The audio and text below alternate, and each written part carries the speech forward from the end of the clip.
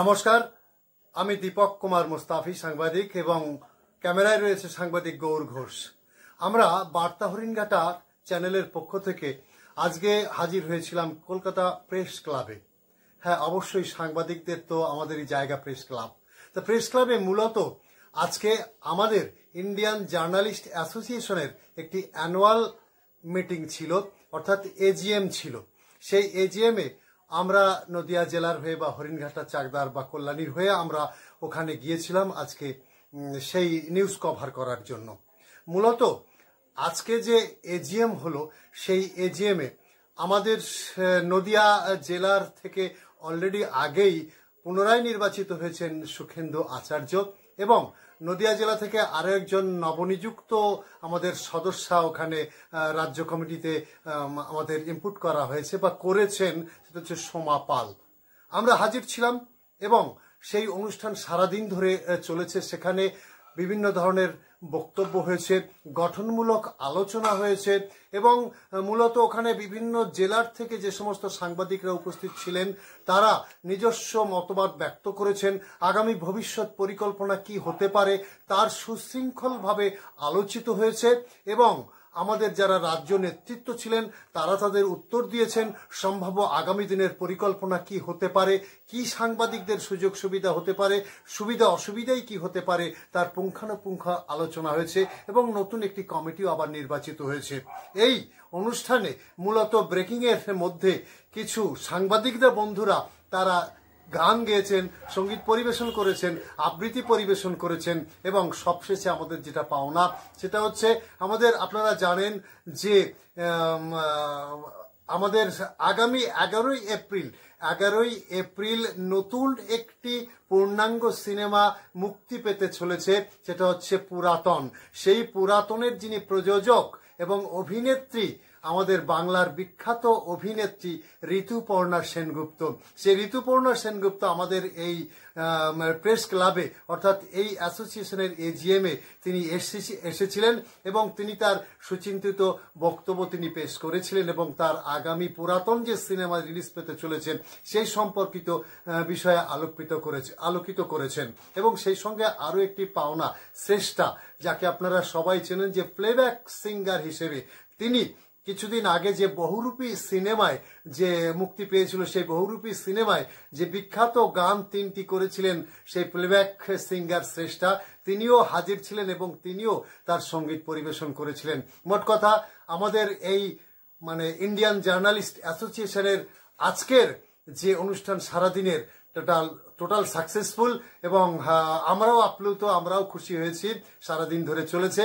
কিছুক্ষণ আগে সেই অনুষ্ঠান সমাপ্তি ঘোষণা করেছে। আমরা সবাই খুশিভাবে আমরা বিদায় নিয়েছি। আমি দীপক মুস্তাফি এবং আমাদের বার্তা হরিণঘাটার সাংবাদিক গৌর ঘোষ আমরা ফিরে এসেছি, কিন্তু তার এক ঝলক আমরা দেখাবো।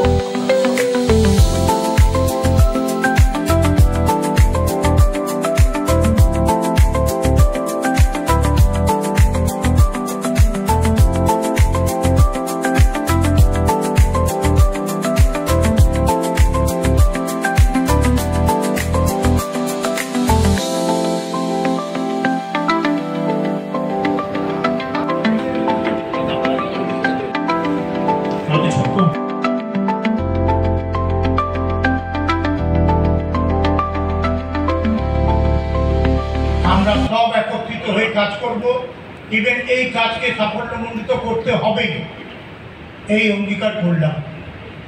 আজকের এই ভালো শুভ দিনে আমি আস্তে আস্তে বক্সিং ফেডারেশন অফ ইন্ডিয়ার একটা ভার্চুয়াল মিটিংয়ে ছিলাম, তারাও যাতে কোনো দিক দিয়ে অসুবিধা না করে। আমি আজ সাবাদা আছেন, শেখরদা আছেন, দেবাশিসদা আছেন, পূর্ণেন্দু চক্রবর্তী আছেন, এছাড়াও আপনারা আছেন। আজকের এই সুদিনে আমার দিক দিয়ে কি কর্মসূচি আপনারা দেবেন, সেই কর্মসূচি আমি অক্ষরে অক্ষরে পালন করব। সাবাদা সুন্দর কথা বললো, সেক্রেটারি সুন্দর কথা বললেন, দাদা সুন্দর কথা বললেন। আমরা চাই এই সুন্দর কথায়, এই সুন্দর জিনিসটাকে আগামী দিন কত তাড়াতাড়ি এই ইন্ডিয়ান জার্নালিস্ট অ্যাসোসিয়েশনকে এই জায়গায় আমরা নিয়ে আসতে পারবো। এই বলে আমি আমার ক্ষুদ্র বক্তব্য শেষ করছি। সবাই ভালো থাকবেন, সুস্থ থাকবেন।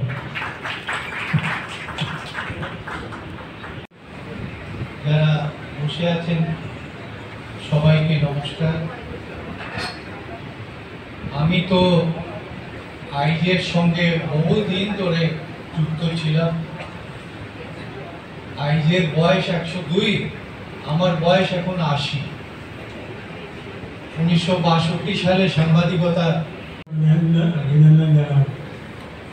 আর আশা করি যেরকম এক হয়ে আমরা কাজ করবো এই অ্যাসোসিয়েশনে নিয়ে। আমাদের একটি জানাকে বললেন স্যার ভারতীয় একটা ফান্ড পাওয়ার চেষ্টা হচ্ছে। আমি এটা আশ্বাসন দিচ্ছি আপনাকে, যদি সাংবাদিকতার সঙ্গে প্রায় 30 বছর যুক্ত রয়েছি, কিন্তু এই ইন্ডিয়ান জার্নালিস্ট অ্যাসোসিয়েশনে আমি প্রথমবার এলাম আমি সুখেন আচার্যর হাত ধরে। তাই আমি সুখেনদার কাছে কৃতজ্ঞ যে আমি আজকে একটি ছায়ার তলে আসতে পেরেছি। কি করতে পারবো জানি না, তবে হয়তো সঙ্গে থেকে আপনারা পরামর্শ দিলে এগিয়ে যাওয়ার চেষ্টা করব। আমি আজকে প্রথম তো এই অ্যাসোসিয়েশনে, তাই আমি আজকে কিছু দীর্ঘায়িত করছি না। এই অ্যাসোসিয়েশনে এগিয়ে চলুক, আমি তার অনুসরণ করেই চলবো কর্ম দিয়ে। ধন্যবাদ। সেই সত্যটা প্রকাশ করার চেষ্টা করি, সেই যে একটা চাপের মুখে পড়তে হয়, সেই চাপ থেকে যাতে বাঁচতে পারি, সেইটার জন্য আজ থেকে 100 বছর আগে এই সংস্থাটা তৈরি করা হয়েছিল। অর্থাৎ আমরা কারো কাছে কিছু বলতে পারি। এখন নিশ্চয়ই আপনারা বুঝে গেছেন যে সংগঠনের অবস্থানগত দিক কি। যাই হোক, আমরা যারা রাজ্য কমিটিতে আছি, দায়বদ্ধতা আমাদেরও অনেক। কিছু ত্রুটি হয়তো আছে, নিশ্চয়ই আছে, এবং সেই দায় আমি ব্যক্তিগতভাবে এড়াতে পারি, কারণ আমি রাজ্য কমিটিতে আছি, তাই দায়টা আমারও আছে। পাশাপাশি একটা কথা জগন্নাথ আর বলেছেন যে আমাদের হুগলি থেকে উনি বলেছেন যে জেলাগুলো থেকে যারা আমরা আজকের বক্তব্য রাখছি যে আমাদের এটা অভাব, আমাদের ওইটা অভাব, আমাদের এই কথাটা শোনা হচ্ছে না, আমাদের এই কথাটা শোনা উচিত ছিল, তাদের কাছেও অনুরোধ আপনারাও একদিন রাজ্য কমিটিতে আসুন। অফিস ঘর খোলা থাকে, অফিস ঘরে আসুন। আপনারা আপনাদের বক্তব্যগুলো যদি আমাদের কাছে রাখেন বা সমস্যার কথাগুলো বলেন, তাহলে কি হয়, সেটা ত্বরান্বিত হয়, সেটার দিকে নজর দেয়। কারণ আমরা যারা এখানে সংগঠন করি প্রত্যেকেই তো সাংবাদিকতা করি, কিন্তু ফলে আমাদের প্রত্যেকের দায়িত্বটা আছে কাজের দিকে। আজকে আমি সাংবাদিক নিয়ে যে কথা আপনার শোনেন, এর থেকে অনেক কঠিন অবস্থা কলকাতায়, অনেক কঠিন অবস্থা। আমরা অনেক উদাহরণ দিতে পারছি না, ব্যক্তিগতভাবে কোনো কাগজের নাম করা অনেক ঠিক নয়, তাই বলছি। নিষ্ঠার সঙ্গে ভালো করে করুন। আমি একটু আগে সবার বক্তব্য শুনতে হঠাৎ মনে করলো, আচ্ছা জগন্নাথ কিছু বলেন।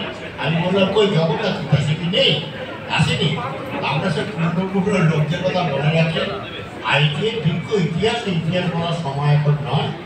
ইতিহাস বলতে গেলে অনেক কথা বলতে হয়।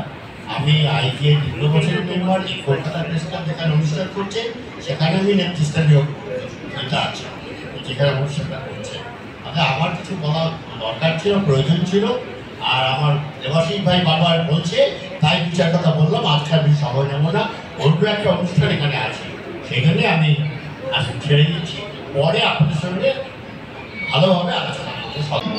কেমন করে তোমাকে আমি বলি, যে মাটিতে ভর দিয়ে আমি উঠে দাঁড়িয়েছি, আমার 2 হাতের 10 আঙুলে তার স্মৃতি। আমি যা কিছু স্পর্শ করি সেখানেই জননী আমার হৃদয়ে তোমারই হাতে বাঁচে। হে জননী, আমরা ভয় পাইনি। যারা তোমার মাটিতে নিষ্ঠুর থাবা বাড়িয়েছে, আমরা তাদের ঘাড় ধরে সীমান্ত পার করে দেব। জীবন সাজাবো তোকে যতনে, হে মনে মনে মিশে যাবে সাথী সাচন সায়রে। ও তোর পরে ছেড়ে দেব রাজার মহল, বানাবো সুখে দুঃখে গড়ে নেওয়া শান্তি মহল। কেউ এত সুন্দর একটা অনুষ্ঠানে আমাকে ইনভাইট করার জন্য আমার নাম সৃষ্টা। যারা আমাকে এখনো চেনেন না তারা আমাকে খুঁজে নিতে পারেন, সব জায়গায় আছি আমি এখন। আমি গান লেখা শুরু করি অনেক ছোট বয়স থেকে। It could erase all my sorrow and I could praise myself. The truth, wish I could say. এই চোখের মনে খেজুর গাছের ডাগর রসের হাড়ি, সেই রসেরই কতর মাথার হেপি ঝকমারি, ওই চাঁদের রাতে নদীর ধারে ঠোঁটের বাঁকা হাসি, হাজার রকম নকশা করেও সেই হাসিতে ফাঁসি। শোনলে আবার পাহাড় বুকের ডাকাতিয়া ছেলে, তোর থানাতে বন্দি হব রসের ঘানি ঠেলে। বেশি বাগাস না, বিয়ে দিয়ে দেবো, কে বুঝে মরে যাবে। পিরিতিটা ঢালে রাখা লাগলে পরে ছাড়ে না, জেনে শুনে করবা পিরিত রে ভাই সে না।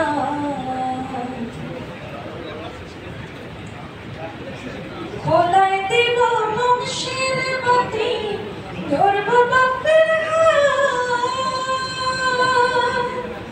পোলার ভাতের আশা দেওয়া পাতে সোনার খান, পোলার ভাতের আশা দেওয়া পাতে সোনার ধান। সেই পোলা যদিও মানুষ হয়, পোলা যদিও মানুষ হয়, মাইয়া নিষ্ঠুর হয় না। মাইয়ারা তো বানের জলে ভাইসায় আসে না। এদিকে তাকাও।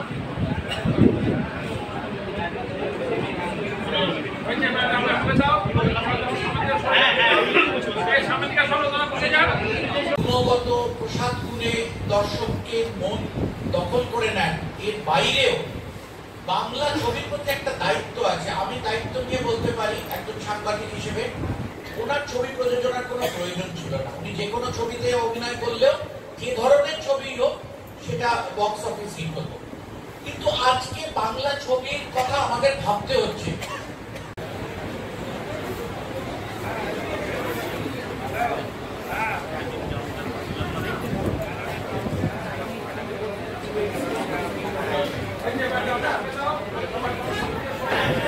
যিনি আমাদের আইকন, যিনি আমাদের গর্ব, যিনি আমাদের কি বলবো প্রাইড ইন দ্য সেন্স, মানে in every possible way. She's one of a kind actor we have in India.